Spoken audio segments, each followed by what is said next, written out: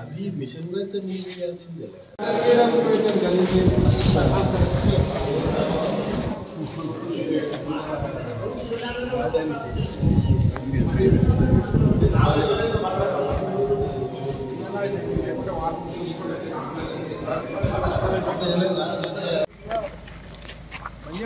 గద్వాల్లో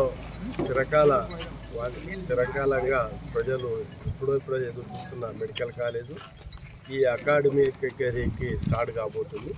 ఈ అకాడమిక్ ఇయర్లో 50 సీట్లతో మొట్టమొదటిసారిగా కాలేజ్ స్టార్ట్ కాబోతుంది.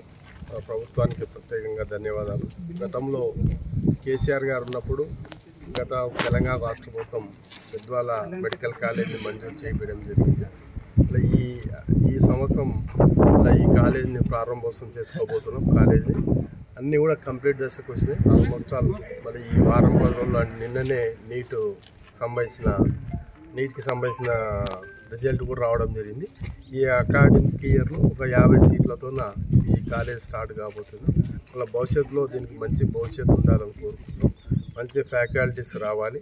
మంచి ఫ్యాకల్టీస్తో ఇక్కడ చదివే విద్యార్థులు కూడా మంచి భవిష్యత్తు ఉండాలి.